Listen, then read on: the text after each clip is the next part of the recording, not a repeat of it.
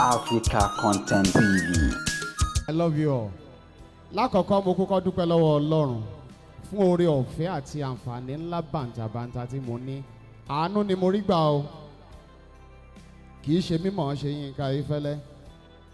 Tọ́lọ́run bá ti sọ pé bẹ́ẹ̀ ni èèyàn ò lè sọ pé bẹ́ẹ̀ kọ́. When God says yes, nobody can say no. It is not me. It is God. Èmi náà máa ń sọ pé mò ń bá Yinka Ayefele ṣiṣẹ́ ni.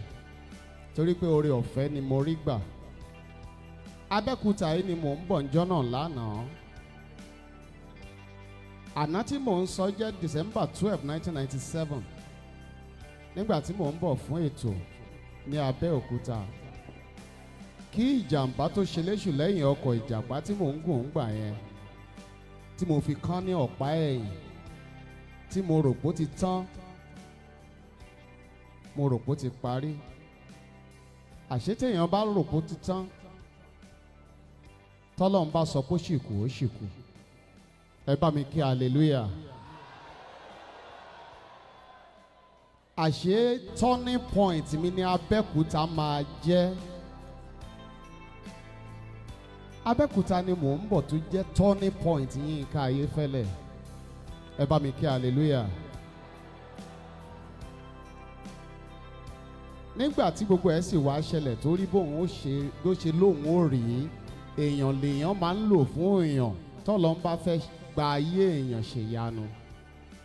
Gbogbo àwọn sọ̀rọ̀sọ̀rọ̀ pátápátá ní ìpínlẹ̀ Ògùn ní gbogbo South West lọ́lọ́run lò fún Yinka Ayefele. Kọ́lá Ọláwuyì of blessed memory. Ó wà lára àwọn tí Ọlọ́run lò fún mi fún ìrìn àjò yìí. Èèyàn kì í tàn láì ní ìtàn. Ẹni bá tàn láì ní ìtàn kò ní í pẹ́ tán. Kí n tó tẹ̀síwájú ẹ jẹ́ kí kọ́kọ́ kí kábíyèsí wa. Olówu ti gbogbo Òwu kingdom pátápátá kábíyèsí. Ẹ bá ń ṣe kábíyèsí o. Mo ti délé kábíyèsí, mo ti jẹ, mo ti mu.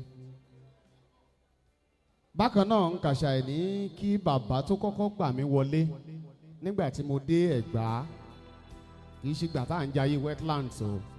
Nígbà tí mo gba láísẹ̀nsì tí mo fẹ́ bẹ̀rẹ̀ rédíò, wọ́n pe bàbá yẹn ní Mockland. Bàbá yẹn ṣe èèyàn, ẹ jọ̀ọ́ ẹ bá mi pàtẹ́wọ́ fún bàbá. Bàbá náà kọ́kọ́ gbà mí wọlé. Ẹni tó sì ṣe atọ́nà mi dọ́dọ̀ bàbá ni Bọ̀dá Gòkè Babalọ́lá. Torí Bọ̀dá Gòkè ni mo kọ́kọ́ sọ fún yín pé bọ̀dá Ọlọ́run ti ṣe o, mo ti gba láísẹ̀nsì Abẹ́òkúta o. Wọ́n ní ó ti dà. Mo ní ńbo la máa lò. Wọ́n ní ńbo ló wù mí. Mo ní ẹ bọ́kọ́ bá ń wá location tó bá dáa. Wọ́n láwọn mọ bàbá kan. Ó ní hòtẹ́ẹ̀lì. Wọ́n ní bóyá ká lọ rí wọn. Mo fi wá kọ́kọ́ rí Bọ̀dá Gòkè. Àwa lọ bá bàbá níbi estate housing àbí ibẹ̀ la kọ́kọ́ ti lọ bá bàbá Mockland nígbà yẹn. Kọ́ tó mú wa wá sí hilltop tá a wà yìí. Ipe wọ́n ń construct ibẹ̀ lọ́wọ́ pé ṣé mi mind ibẹ̀ torí mò ń wábi tó ga ká lè cover gbogbo Abẹ́òkúta. Ọlọ́run sì fi ìfẹ́ wa sí bàbá lọ́kàn. Despite the fact pé wọ́n ti parí ibi tí wọ́n ń kọ́ ń gbà yẹn, wọ́n sáré ṣe yàrá kan pàápàá.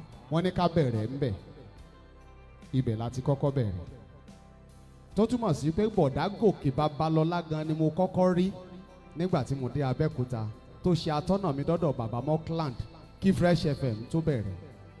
Ibẹ̀ ni Bọ̀dá Gòkè ti wá ń pe gbogbo èèyàn pé Fresh FM ti dábẹ́òkúta o. Báyìí afẹ́ kí lágbájá wà ń bí, afẹ́ kí tàmẹ̀dó wà ń bí o. Àwọn ni wọ́n bẹ̀rẹ̀ sí ní pe kálukú. Àwọn ni wọ́n mọ domain yìí tí mo rí níwájú torí pé iṣẹ́ ti pàápọ̀ lọ́dọ̀ àwọn aṣíwájú wa. Lẹ́yìn Kọ́lá Ọláwuyì, màá tún ti ara Gbénga Adébóyè dúpẹ́ lọ́wọ́ Ọlọ́run. Torí pé wọ́n jẹ́ lára àwọn tí mo tẹ̀lé tí mo fi jájú ọ̀nà. Lẹ́yìn ìgbà tí mo ní accident. Kí n tó ní accident mo ti wọ́n Bọ̀dá Gbénga Adébóyè. Ṣùgbọ́n nígbà tí mo ní accident tán, Ọlọ́run fi ìfẹ́ mi sí wọn lọ́kàn. Wọ́n wá gbé mi rù jí tẹ́lẹ̀ lọ. mo dúpẹ́ lọ́wọ́ Ọlọ́run rí pé ìrìn àjò yẹn láti ìgbà yìí wá kì í ṣe tọdún mẹ́fà yìí ni mò ń sọ o, ó ti ń lọ sí 27 years báyìí. Ẹ jẹ́ ká wo ibi tó délé nì, ó tọ́pẹ́ àbí ò tọ́pẹ́? Ṣé mi nìkan màá kọ́kọ́ ní accident ní Nàìjíríà ni? Ẹ dúró, lọ́wọ́lọ́wọ́ ṣé mi nìkan ni mo wà lórí wheelchair? Ọ̀dà ẹ dúró, ṣé mi nìkan ni mò ń kọrin ní Nàìjíríà? Ọ̀dà ẹ dúró ná, ṣé orin tèmi ló dùn jù ní Nàìjíríà ni?